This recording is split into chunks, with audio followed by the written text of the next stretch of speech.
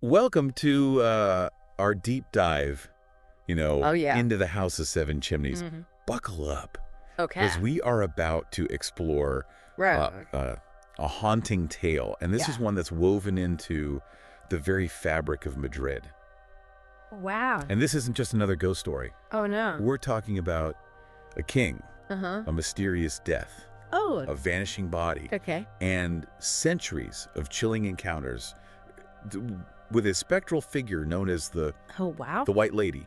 So what really captivates me about this legend is how it intertwines historical figures and events Right. with a persistent, almost tangible sense of the supernatural. Huh? It's a testament to the enduring power of stories, Yeah. particularly those that delve into the darkness that both fascinates and terrifies us. Well, let's start with the setting. Okay. The House of Seven Chimneys, Mm. or Casa de las Siete Chimeneas, Yeah. for those who want to practice their Spanish, All right. is more than just an architectural marvel. Mhm. It's the only surviving civil building from King Felipe II's era in Madrid. Wow. But its significance goes beyond mere age. Okay. Those seven chimneys, so prominent on the Madrid skyline, have long been whispered to represent the Mhm. seven deadly sins, Oh, wow. adding a layer of ominous symbolism Right. to this already intriguing tale.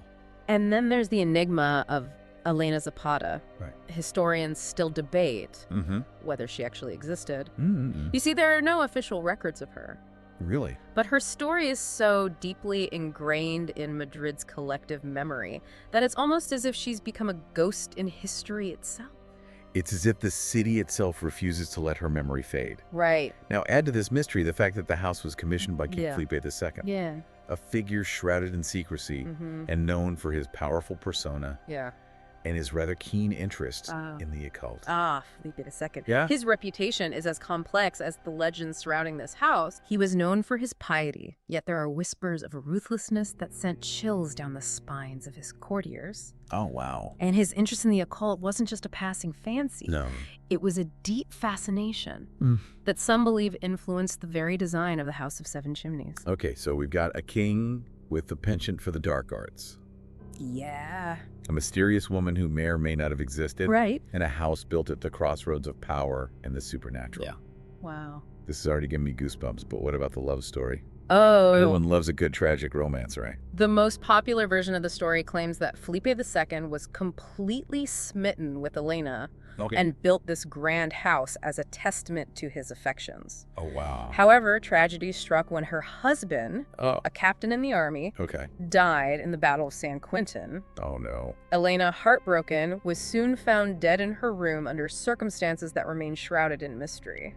That's heartbreaking, but it's also the kind of tragedy that often gives birth to ghost stories. Is that where the White Lady comes in? This is where the story takes a truly chilling turn. Okay. Elena's body vanished What do you- before her burial. Oh, my gosh. This detail, whispered through the ages, Right. is crucial to the legend. Okay. It's said that a spirit denied proper rest, Mm. especially one met with such a tragic end, Right. will linger, Yeah. seeking justice or perhaps even revenge. Okay, so we have a heartbroken woman, Yeah. a missing body, Right. and a king with a fascination for the occult. Uh-huh. I can see how this would set the stage for a haunting. Yeah. But were there actual sightings of this White Lady? Oh, yeah. Did anyone actually see her? The sightings began almost immediately. Oh, wow. For centuries, people have described encountering a spectral figure, always a woman in white, a flickering torch in hand, restlessly pacing the roof of the House of Seven Chimneys. That's eerie. Yeah. What was she doing up there? Hmm. Just wandering aimlessly. Her actions were always the same. She would pace back and forth, her form almost translucent against the night sky, Uh-huh. and then she would point towards the Alcazar, Oh, yeah. the royal palace where Felipe II resided. Okay. Some even claim to hear her cries anguished and mournful echoing through the night. Wow. It's as if she's trying to communicate something, a message lost in the mists of time. Wait, are you telling me that the king himself might have seen this ghost? Oh, he did more than just see her. Wow. He documented the encounter, leaving behind a chillingly detailed account of what he witnessed. Whoa, hold on. A king admitting to seeing a ghost. Yeah. That's not something you hear every day. Right. Let's dive into that next time. This deep dive is already more intriguing than I expected. Oh, yeah. Imagine being King Felipe II, a man of immense power, used to dictating the course of history, Right. and yet even he was shaken to his core by this spectral encounter. I can only imagine. So what exactly did he write? Yeah. Was it just a fleeting mention, or did he describe the encounter in detail? His account, though brief, is chillingly vivid. No. He describes a figure, tall and slender, clothed in white with a torch in hand, on the roof of the House of Seven Chimneys. Wow. He specifically mentions that she seemed to be in great distress, pacing back and forth and gesturing toward the Alcazar. So even the king, a man accustomed to the finest things in life, Right. a man of reason and logic, Yeah. couldn't deny the reality of what he saw. Mm-hmm. That must have sent shockwaves through the court. Absolutely. Felipe's account, written in his own hand, lent an undeniable weight to the legend. Yeah.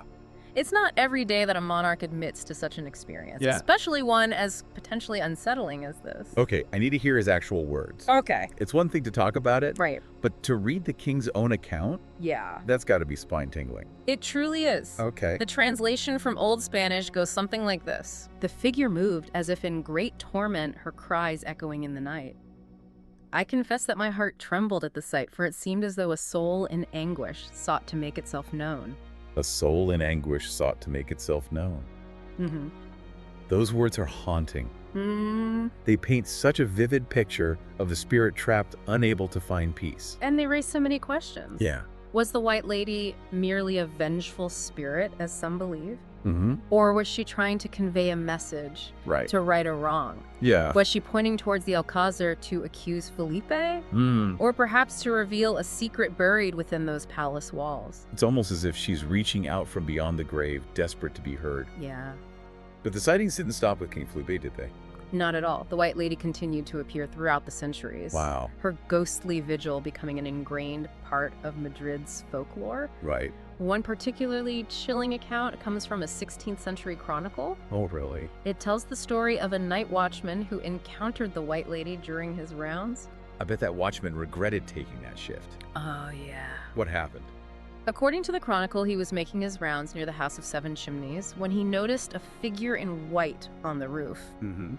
At first, he thought it was just a trick of the moonlight, Okay. but as he got closer, he realized it was a woman, her face as pale as moonlight, her eyes filled with an unspeakable sorrow. Oh, wow. She carried a flickering torch, and her gaze was fixed on the royal palace, Okay. as if searching for something lost. It's like she's tethered to this world by some unfinished business. Right. Some unresolved yearning. The watchman, terrified, tried to flee, but he claimed an unseen force held him back. What? He was rooted to the spot, unable to move or speak as the White Lady continued her mournful pacing. Oh, my. And then she let out a piercing cry, a wail that echoed through the empty streets before vanishing into thin air. That image is both chilling and heartbreaking. Yeah. You can almost feel the weight of her sorrow, the desperation in her cry. Right. No wonder this story has persisted for so long. And this is just one of countless tales whispered through the generations. Yeah. Each encounter reinforces the legend, adding another layer to the mystery. Right. But there's more to this house than just ghostly apparitions. Okay. During renovations in the 19th and 20th centuries, workers uncovered a secret that sent shivers down their spines. Wait, are you talking about buried treasure? Oh. Hidden tunnels? Oh. A secret room filled with occult artifacts? Even more unsettling. Okay. They found skeletons hidden beneath the floorboards, their bones whispering tales of a past long forgotten. Whoa, that's a discovery straight out of a horror novel. Right. Did they ever figure out who those skeletons belonged to? Could one of them be Elena? That's where the line between history and legend blurs. Okay. You see, while the discovery of these skeletons is undeniably creepy, Right. there's no definitive proof that any of them were Elena's remains. The house has had many occupants over the centuries Right. and has undergone numerous renovations. Those bones could belong to anyone. I guess in the world of ghost stories, a missing body is almost a prerequisite for a good haunting. Exactly. The fact that Elena's body was never found only adds to the intrigue and fuels speculation about her fate. Right. But even if we can't definitively link those skeletons to Elena, the discovery adds to the chilling atmosphere of the house, Right. confirming that something dark transpired within its walls. So we have centuries of sightings, Yeah. a king's own account, and now skeletal remains unearthed from beneath the floorboards. Right. This house is practically overflowing with paranormal energy. It's no wonder that even today, people who work in the building, Right. which now houses part of the Ministry of Culture, Okay. report experiencing a certain unease, a feeling that they're not alone. Wait, are you telling me that even in this modern age, with all our technology and scientific advancements, people are still encountering something unexplainable within those walls? It seems so. Wow. Some describe hearing footsteps echoing in the empty corridors or disembodied voices whispering on the wind. Oh, wow. Others report seeing shadowy figures darting at the edge of their vision or catching a fleeting glimpse of a white-clad figure disappearing around a corner. It's like the house itself is a conduit. Yeah. A bridge between our world and the realm of spirits. Right. But if the White Lady is still there after all this time, Oh. what is she trying to tell us? Right. Is she seeking revenge, or is there something more to her story? A deeper mystery waiting to be unraveled?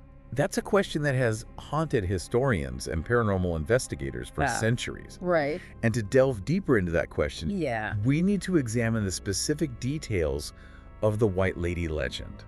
The symbolism woven into her every appearance. Okay, I'm ready to decode this ghostly mystery. Let's dive into those details and see what secrets they hold. All right, let's unpack the symbolism surrounding the White Lady. Okay. We know she's always seen in white, carrying a torch Yeah. and pointing toward the Alcazar. Right. What could these recurring elements tell us about her story?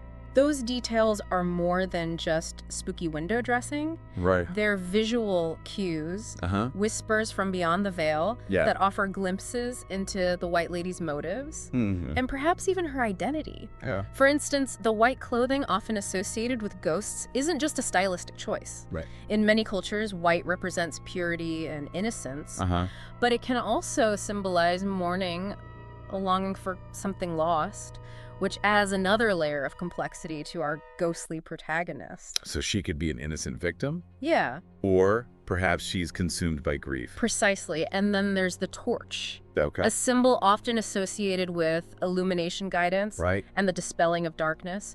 Could it be that she's searching for something, or perhaps trying to guide someone?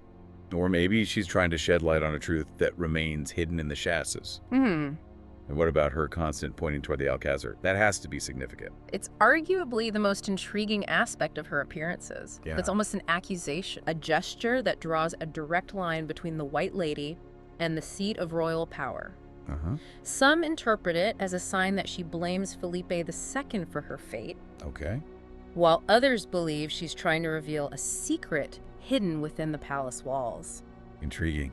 Yeah. It's like she's trying to communicate a message across the centuries. Right. But if that's the case, what is she trying to say? Right. Is she seeking justice, revenge, or something else entirely? That's the question that has fueled countless theories and interpretations. Yeah. Some believe she wants her story told, her suffering acknowledged. Right. Others suspect she's trying to lead someone to her remains, Wow. perhaps hidden somewhere within the house or even within the grounds of the Alcazar itself.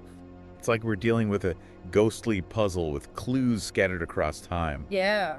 But if we want to decipher this puzzle, where should we begin? We have to start by digging deeper into the historical record, Okay. examining the few existing accounts of Elena's life and death. We also need to consider the political and social context of the time to understand the power dynamics at play. Yeah. Felipe II was a complex and secretive ruler, Right. and there's a lot we still don't know about his motivations and his actions. So we're talking about a deep dive into royal archives, court records, and maybe even some whispered rumors passed down through generations. Exactly. We need to look for the hidden narratives. Okay. The stories that weren't officially recorded, but that have persisted in the shadows. And we need to be open to the possibility that the truth might be stranger and more unsettling than anything we could imagine. Okay, so we've got our work cut out for us, Yeah. but let's be honest.